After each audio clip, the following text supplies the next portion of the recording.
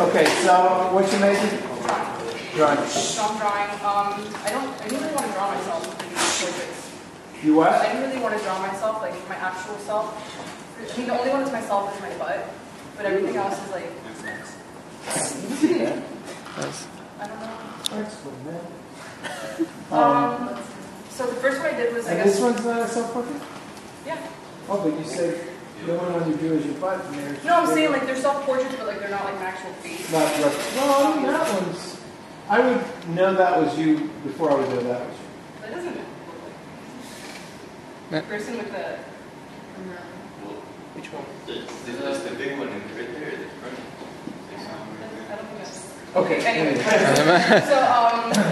so you saw my mountains in my studio, and then I really like doing pencil drawings, and I kind of want to continue doing that because I guess it's what I'm good at, and I like developing imagery through like the layering process of pencil and like all the layers that I put into my work. And the first one I thought was like interesting because that was kind of like a cover up for a hole, so nobody could see like through my door that black piece of stuff. And then and I kind of like did something goofy, and I like reversed the face and made it seem like, who is this wolf? I don't know myself. What am I? Am I an animal? What am I? I don't know what I am. I'm a person. So I'm a clown. Anyway, so then the most recent one is the butt, and it says this is not an ass in French because it's not as a drawing of an ass. And then I'm like, I wanted to keep playing with the idea of like cell phone pictures because I thought they were really interesting. And I've kind of been like following this girl on Facebook who takes like these really insane cell phone pictures of herself. Like they're just ridiculous. Like it's like her pouting with her lips and like, she's all like, there's one where she's like squatting and I don't know, they're crazy. I think I know her. I really wanted to. Okay, let's check her out. What's your name? And I kind of wanted to start using her in my work to like figure out like my ideas in it. Because I think it's really interesting, like the relationship between a person and like a camera phone. Like how you view yourself through that rather than like through what people see of you or people's opinions or your actual self. So yeah. Okay. Why did you decide to write it? It's not a book. Because Magritte has a Yeah. right? Well, why did you decide to Copy that? Because it's, I don't know, I thought it was funny. And I like the font, it's cheesy. It's like that medieval, like, tattoo font. Cheetah print sweater. So on a technical question. Yeah. So why would you, like for me, the rendering of this, the intention of it is to complete an image that's somehow convincing in a particular way. The rendering of this makes me much more aware of what's making it. It's fuzzy. That's a fuzzy one. Yeah. Well, I'm just curious. Technically, when you shift from the way one renders cloth to the way one renders flesh, I would think there would be some shift in terms of the rendering. And for me, this approach to it and this are the same. So on this, it reads like a big fuzzy button. Nothing. Yeah, I know. Yeah. So from the standpoint of like here, it makes more sense. The line that you use to define the form of this wolf dog thing versus the background, there's a very intentional selection about the tools. And for me that makes more sense. So I have a problem with that one from a technical perspective. Even the denseness of this, I mean, I think there's an opportunity there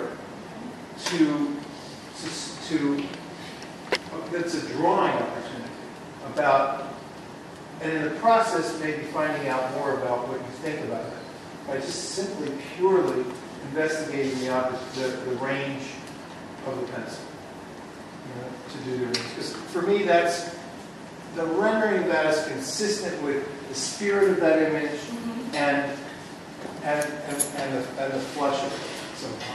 Yeah. We're there it's not. Well, I can't like, I'm not gonna lie to you, I've never used that paper before, and I don't even know, like, I mean, it's not like really a good excuse, but it's Well, really, but like, I mean, it's not so much like you did this and it's wrong. No, I know. It's to say, when you do this again, Think about it. think about it. Yeah. Again, like for me, these two are the most sort of complete, and the way they're rendered and what they're about is consistent. And I love the fact that they're self-portraits. You know what I mean? That makes them much better. So they're sort of, and I think also the scale of this sort of is interesting to me in another way, about sort of when you look at yourself and you get confused, or you get disheveled or disassociated, and so that, you know, that again makes a lot of sense. This one, I like the fact that it went somewhere else. I don't quite, you know, I think this is one thing that I think that there's an opportunity again with self-portraits. That's a formal opportunity. That you can set up a situation where the paper's always the same size, and there's some sort of an approach, so that at the end of 10, you've got this series that has very particular kinds of investigations. They're jumping around a lot.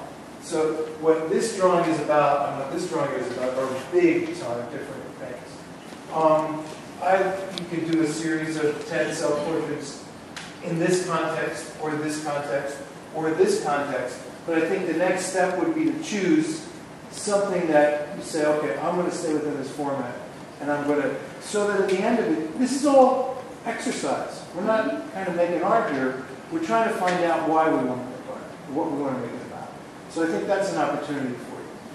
But like, I just feel, I mean, I understand where you're coming from and that I should pick like a possibility theme for my self-portraits, but I'm just afraid of the theme. Like, do you mean like to kind of just like stick to A format. Like like a size format? Yeah, size format, and maybe even a little bit of a, you know, because what happens if you just simply pick a size format? You have to think about that. It's going to be connected to that drawing immediately. And I think that's a good thing, because you're going to address things that matter to you in that drawing in the next one, and things that don't. And just by simply having a size format, it can help you do that. This like jump around. It's an exercise. Yeah. So It's a science experiment. You're minimizing the variables Thank you. basically and trying to Yeah. figure out what's up. Yeah. right, what matters? Thank you. That's good. Finally, you said something that I like. Just teasing. My feelings. Right on. I like it. Science does have a place in art. You'll also start to find a connection more with these and your newer pieces like the mountains and the things that are getting more abstract. Because, I mean, I've seen you drawing for a while and you're getting from a hand that was very soft. You sort of fix these marks a little bit more. And I know that you were pointing out that you didn't like them in some areas. But I think that it might be happening because these are marks that she's using in other ways and other works. Right, and she's bringing them in Yeah. here, and they're. So, I think she's trying to connect those marks to the way she. Well, I don't think that's a bad thing, Yeah. but I think that again, this format situation may allow her to zero in. I think this is healthy. This is really. I mean, I think this is a lively group of questions that you're asking. So I'm good with it, and you're working reasonably hard. Okay. I don't. With composition, why did you choose to keep so much negative space at the bottom? Try something different. I always place things like really like the way they should be, and I'm kind of just trying to like detach myself from like a format that is so traditional. Okay, we don't have time for any more. They've got to go.